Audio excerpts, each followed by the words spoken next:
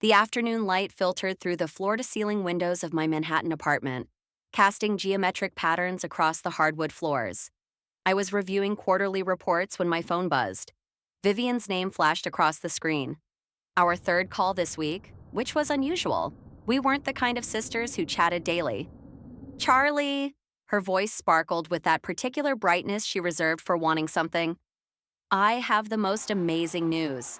Derek finally proposed. Can you believe it? I could believe it. Derek Cambridge was exactly the type of man my parents had always envisioned for Vivian. Old money, impeccable pedigree, a jawline that could cut glass. I murmured my congratulations, already sensing where this conversation was heading. The engagement party is this Saturday at the Plaza. It's going to be absolutely spectacular. 200 guests, orchids flown in from Thailand, champagne that costs more per bottle than most people's rent.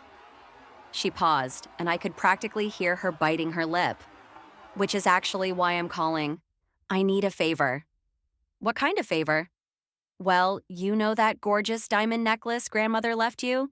The one with the emerald-cut stones? I was thinking it would be absolutely perfect with my dress.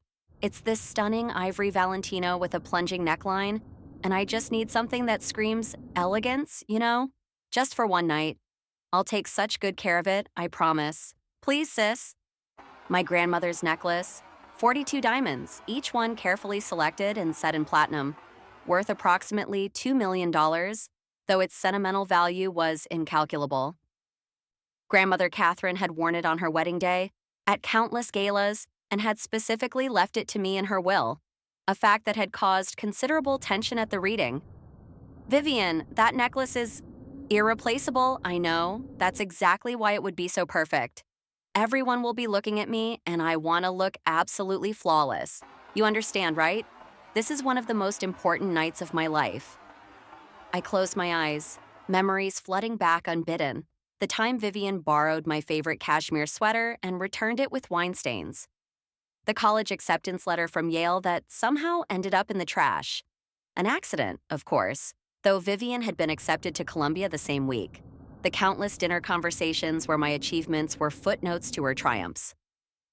Just borrowing it for a little while, I'll give it right back, sis. You know I would never do anything to hurt you. The reasonable thing would have been to say no. The smart thing would have been to refuse. But I had learned long ago that direct confrontation with Vivian led nowhere except to our parents' intervention, always on her side. All right, I heard myself say. But Vivian, this is important to me. Please be careful with it. Oh my God, Charlie, you're the best. I knew I could count on you. I'll pick it up Friday afternoon, okay? Love you. The call ended before I could respond. I set down my phone and walked to the window, looking out over Central Park. The trees were just beginning to show autumn colors, touches of gold and crimson among the green. Change was coming. That evening, I retrieved the necklace from my safe. The diamonds caught the light, throwing tiny rainbows across my bedroom walls. I remembered being 7 years old, watching grandmother fasten this very necklace around her throat before a charity gala. She had caught me staring and smiled. One day, Charlotte, this will be yours. Not because you're the eldest, but because you understand the difference between value and price.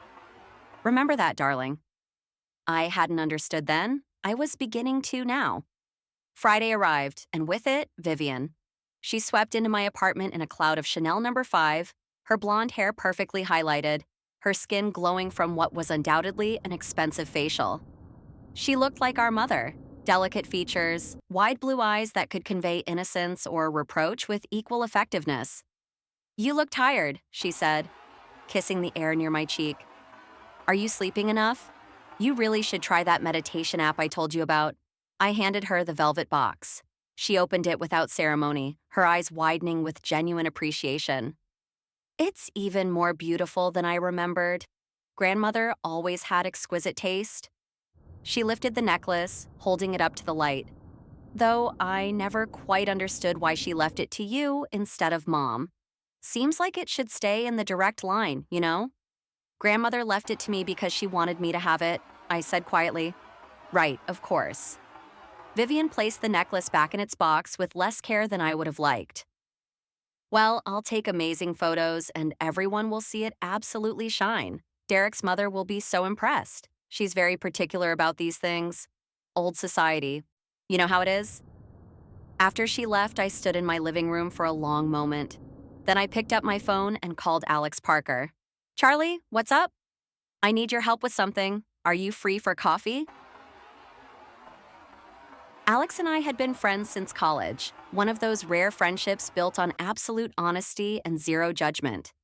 He listened to my story over cappuccinos at our usual cafe in the West Village, his expression growing more incredulous with each detail.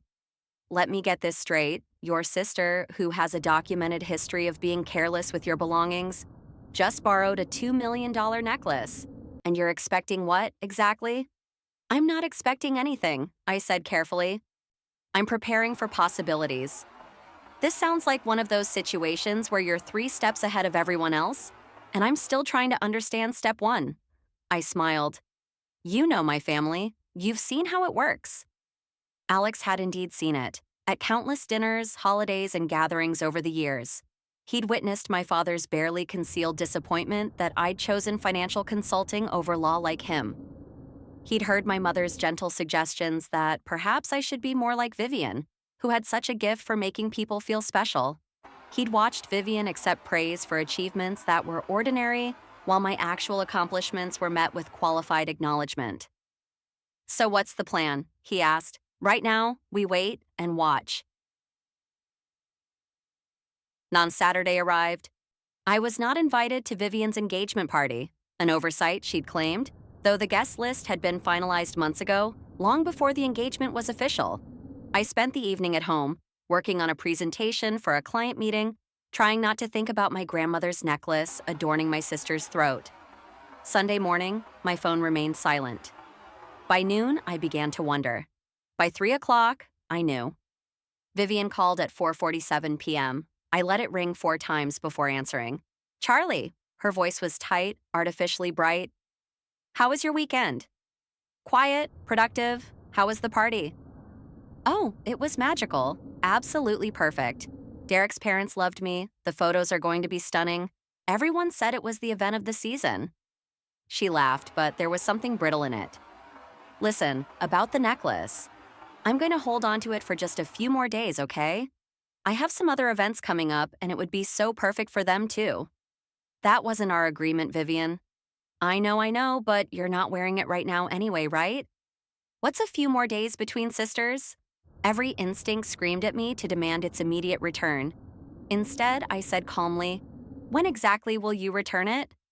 Friday for sure. Maybe Thursday. I'll text you. Love you, bye. She hung up before I could respond. I set down my phone and stared at it for a long moment. Then I called Alex. It started, I said simply. Each by Monday, no word from Vivian. Tuesday, a text at 11 p.m. Super busy week, we'll definitely get necklace back to you soon. Maybe Saturday. Wednesday, silence. Thursday morning, my mother called. I hadn't spoken to her in 2 weeks, which was typical. Our relationship existed in a strange space between dutiful affection and careful distance. Charlotte, darling, have you talked to your sister lately? Briefly. Why? Oh, no reason. She seemed a bit stressed when I saw her yesterday. I just wondered if everything was all right between you two. As far as I know, everything's fine. Good. You know how important it is for family to support each other. Vivian has so much on her plate right now with the wedding planning. We all need to be understanding. We all. As if my understanding was a collective family obligation rather than something Vivian might need to earn. Of course, Mom. After we hung up, I sat with the familiar weight of that conversation. The unspoken subtext, the gentle reminder of my role in the family hierarchy, the expectation that I would accommodate, adjust, and yield, always yield to Vivian's needs. Friday arrived. No call, no text. At 3 p.m., I messaged Vivian. I need the necklace back today. 3 hours later, she responded, can't today. Tomorrow for sure. Saturday. Sorry, something came up. Monday. Sunday evening, I called her directly. It went to voicemail. I called again. Voicemail. A third time, and finally she answered. Charlie, hi. Sorry, I've been so crazy busy. Where is my necklace, Vivian? A pause. When she spoke again, her voice had shifted, losing its performative brightness. Okay, so there's been a tiny situation, nothing to freak out about, but I might have misplaced it, just temporarily. I'm sure it'll turn up. It's probably in my apartment somewhere. Or maybe I left it at Derek's, or possibly it's in the car. The world seemed to narrow to a single point of clarity. You lost it. I didn't lose it, I just don't know exactly where it is right this minute. There's a difference. I'll find it, I promise. Just give me a little time, okay? There's no need to be dramatic about this. Dramatic. I repeated the word slowly. You've lost a $2 million necklace that belonged to our grandmother, and you think I'm being dramatic. See, this is why I didn't want to tell you yet. I knew you'd overreact. It's going to be fine. These things always work out. When exactly did you realize it was missing? I don't know, a few days ago? Look, I have to go. Derek and I have dinner reservations. We'll talk Monday, okay? She hung up. I sat in my apartment as dusk settled over the city, watching lights begin to glow in windows across Manhattan. Then I made a series of phone calls.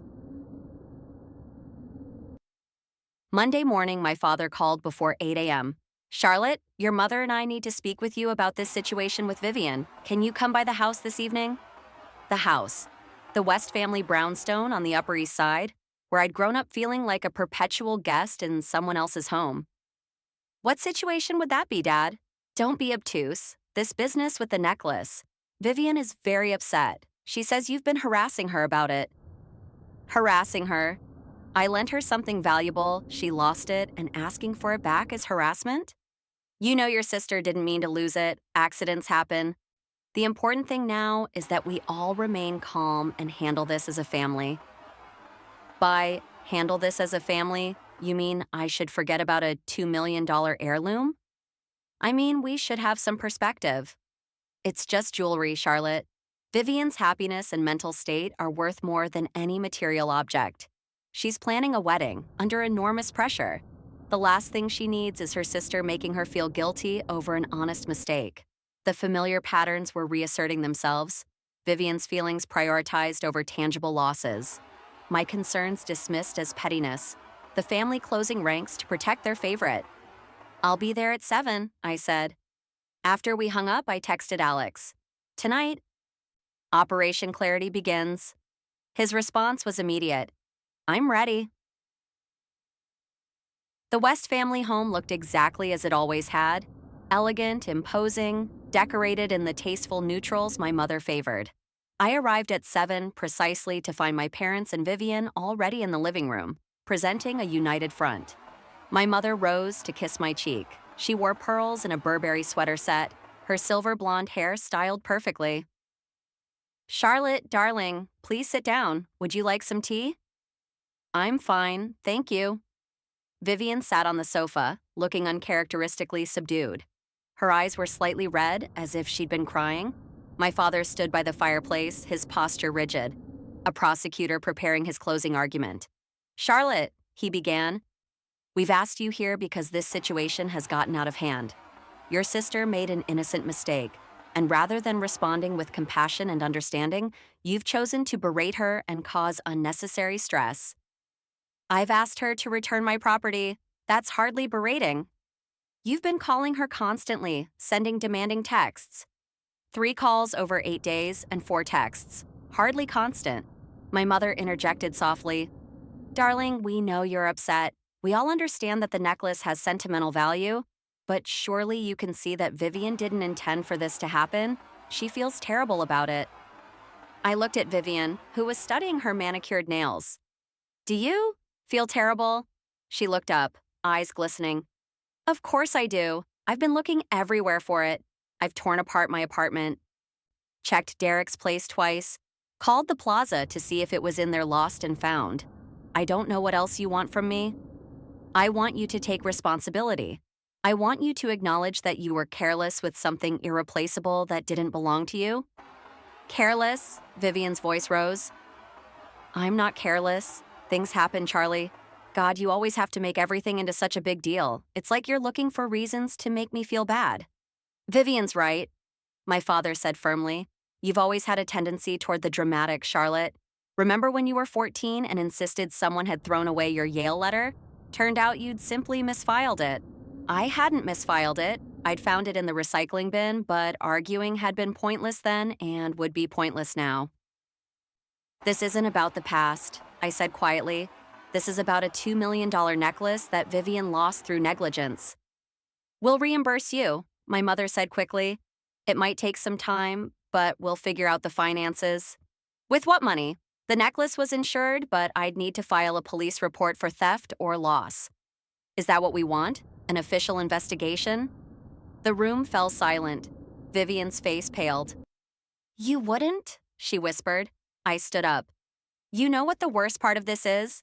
Not that you lost the necklace, not even that you were careless with something precious. It's that not one person in this room has considered that maybe, just maybe, I have a right to be upset. That maybe my feelings matter too. Charlotte, my father said sharply, that's enough. No, Dad, it's not enough. It's never been enough. Has it? Vivian gets praised for mediocrity while my actual achievements barely register. She gets defended when she's wrong while I'm expected to be understanding. She gets unconditional support while I get conditional tolerance. My mother looked genuinely shocked. That's not true. We love you both equally. Love and favoritism aren't mutually exclusive, Mom. You can love someone and still consistently prioritize someone else. Vivian stood up, tears streaming down her face. I can't believe you're saying these things. I'm your sister. I didn't want this to happen. Why are you being so cruel? I looked at her for a long moment. She genuinely believed she was the victim in this scenario. That was perhaps the saddest part of all. I guess some people don't know the value of what they take, I said quietly. Then I left, closing the door on their protests. I drove to Alex's apartment in Brooklyn, where he'd been monitoring the situation remotely. He opened the door holding a glass of wine, which he handed to me wordlessly. How bad? He asked. Exactly as predicted. United front, Vivian the victim, me the unreasonable hysteric. I sank into his comfortable sofa. Phase 2? Already in motion, the Instagram posts are getting interesting engagement. Alex had suggested we document everything, not vindictively, but factually. My Instagram account, which I rarely used, now featured a single post. A photograph of an empty velvet jewelry box with a caption reading, "When you lend something priceless and irreplaceable to family, you hope they'll treat it with care. Trust is also priceless." Family dynamics crutch your lessons. No names, no accusations, just a statement of fact. But my followers, mostly professional contacts and old college friends, had begun commenting. Several knew Vivian from various social events. Someone had apparently connected the dots. Look at this, Alex said, showing me his phone. Vivian's friend Melissa just commented asking if everything's okay. And here, someone else remembers Vivian wearing an incredible diamond necklace at the engagement party. The photos are making rounds. I scrolled through the comments, watching the narrative unfold organically. People expressing concern, others noting they'd seen the necklace, a few sharing their own stories of lending and losing. Nothing vindictive, nothing cruel, just people responding to an emotionally resonant situation. My phone began buzzing. Vivian's name flashed repeatedly, call after call after call. I silenced it. How long are you going to let her stew? Alex asked. Long enough to understand what it feels like when someone doesn't respond to you? When your attempts to explain and apologize fall on deaf ears. By midnight, Vivian had called 99 times. My parents had called 8 times each. Derek had called twice.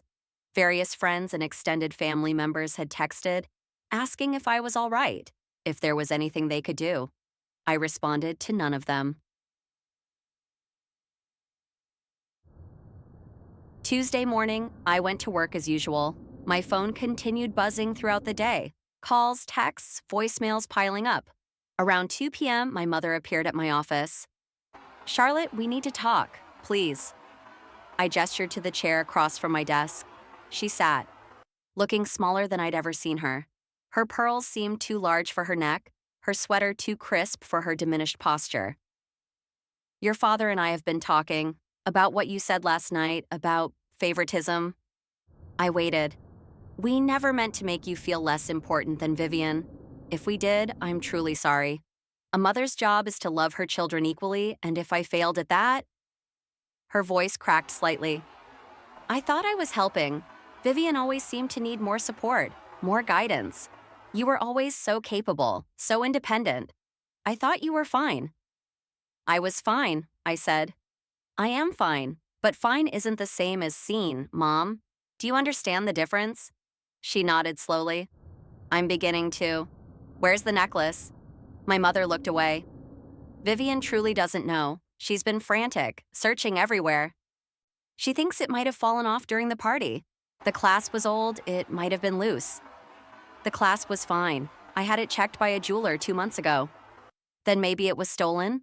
Charlotte, she really didn't mean. It doesn't matter what she meant, it matters what happened. And it matters how everyone responded when I tried to address it. My mother was quiet for a long moment. What do you want, Charlotte? How do we fix this? I want Vivian to understand consequences. I want Dad to stop automatically dismissing my concerns. I want all of you to consider that maybe, just once, I'm not overreacting. I'm reacting appropriately to an inappropriate situation. And then we'll see. After my mother left, I finally checked my voicemail. 99 calls had generated 27 voicemails. Most were from Vivian, progressing from defensive to apologetic to desperate. Message number 1. Charlie, please pick up. I know you're mad, but this is ridiculous. Call me back. Message thumber 15. Please, Charlie, I'm sorry, okay? I'm really, really sorry. I should have been more careful. Please talk to me. Message thumber 27. I don't know what else to say. I'm sorry I lost the necklace. I'm sorry I didn't take better care of it. I'm sorry I took you for granted. Please just tell me what I need to do to make this right. I saved them all. Wednesday afternoon, I called a family meeting. Everyone gathered at my apartment this time. Neutral ground. Vivian arrived looking exhausted, her perfect facade cracked. My father seemed uncomfortable in my space, as if he'd rarely considered that I had a life beyond their periphery. My mother kept glancing around at my bookshelves, my art collection, the evidence of a fully realized life she'd apparently never quite registered. I stood by the window, the city spreading out behind me. I have something to tell you, I began. The necklace was never lost. Vivian's head snapped up. What? I never gave you the real necklace. What you wore to the engagement party was a replica. An excellent one, worth about $5,000, but a replica nonetheless. I had it made months ago for insurance purposes. The real necklace has been in my safe the entire time. The silence was absolute. You lied to me? Vivian's voice was small, confused. I created a test, and you all failed it spectacularly. My father's face flushed red. That's manipulative and completely what, Dad? Unfair. You want to talk about unfair? Let's discuss how you immediately sided with Vivian when she lost a $2 million heirloom. How Mom called it just jewelry. How not one of you considered that my feelings might be valid. How Vivian called me 3 days after losing it, so casual about the whole thing. But I didn't actually lose it, Vivian said, as if this absolved everything. You thought you had, and your response was to minimize it, avoid me, and make excuses. That tells me everything I need to know about how you value what I share with you. I walked to my safe, opened it, and removed the velvet box. Inside, grandmother's necklace glittered, every diamond exactly where it should be. I've learned something important these past 10 days. I don't need your approval or validation. I don't need to be the accommodating sister, the understanding daughter. I need to be someone who knows her own worth and demands that others recognize it too. My mother was crying quietly. Vivian looked stunned. My father seemed to be processing multiple layers of realization simultaneously. So, what happens now? Vivian asked finally. Now, we establish new boundaries, real ones.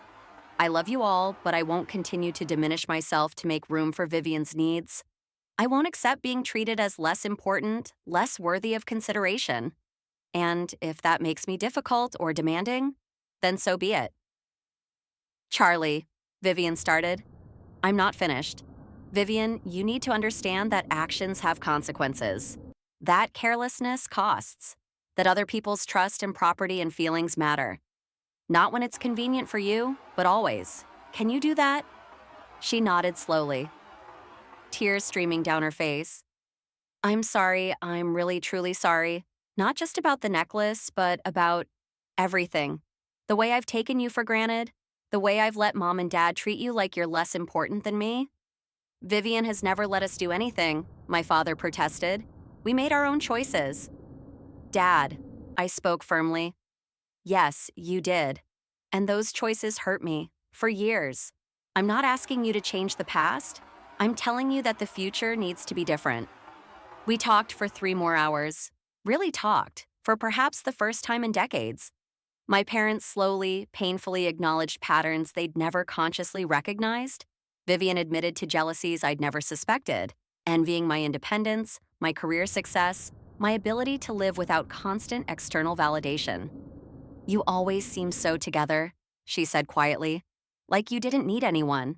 It was easier to dismiss your feelings than to confront the fact that I was being selfish. I did need people, I told her. I needed my family to see me, really see me, not just the capable, independent version that made it easier for you to focus on Vivian. As they prepared to leave, my mother held me tightly. I don't know if we can fix this completely, but I want to try. We want to try. That's a start, I said. After they left, Alex emerged from the bedroom where he'd been hiding during the confrontation. That, he said, was the most intense family therapy session I've ever witnessed. Worth the 10-day wait? Absolutely. He grinned, though I have to ask, when did you actually have the replica made? I smiled. 2 years ago, when Vivian asked to borrow it for a charity gala, and I said no. I knew eventually there'd be a situation where she'd ask again, and I wanted to be prepared. You've been playing 4-dimensional chess this whole time. Not chess, just finally learning to protect myself and demand the respect I deserve. 6 months later, I stood at Vivian's wedding wearing grandmother's necklace. She'd asked me personally if I would. Not demanded, not assumed, but genuinely asked, acknowledging what it meant. Our relationship would never be perfect. My parents still occasionally slipped into old patterns, though now they caught themselves and apologized. But there was a foundation of honesty now that hadn't existed before. Derek turned out to be good for Vivian. He challenged her gently, encouraged her to consider others, supported her growth. Watching them exchange vows, I felt something unexpected. Hope. At the reception, Vivian found me by the window, looking out over the harbor. Thank you for wearing it, she said quietly. I know you almost didn't. I considered it. I wouldn't have blamed you. She paused. I've been thinking about that whole situation a lot, about who I was, who I want to be. Derek and I are going to therapy together, but I'm also going alone, working on everything. That's good, Viv. I don't expect you to forgive me completely. I don't know if I'd forgive me, but I want you to know I'm trying, really trying. I looked at my sister, still beautiful, still privileged, but beginning to develop depth beneath the polished surface. That's all I've ever wanted, I said. For you to try. She hugged me, and for once, it felt genuine. Later, dancing with Alex, I caught my reflection in one of the ballroom's many mirrors. I wore my grandmother's necklace, a dress I'd chosen for myself, and an expression of quiet confidence that had taken 35 years to earn. Happy? Alex asked. I considered the question. Happy seemed too simple for the complex mixture of satisfaction, melancholy, hope, and hard-won peace I felt. Getting there, I said. And in that moment, with diamonds at my throat and the weight of my own self-worth finally understood, I meant it. Sometimes the people who think they can walk all over you are the first to learn that you've been stronger than they ever imagined. Sometimes the greatest revenge isn't destruction, it's demanding they finally see you as you are. Sometimes justice looks less like punishment and more like boundaries, less like anger and more like self-respect. Sometimes it looks like knowing your worth, protecting what matters, and refusing to accept anything less than you deserve. That, I had learned, was its own kind of victory.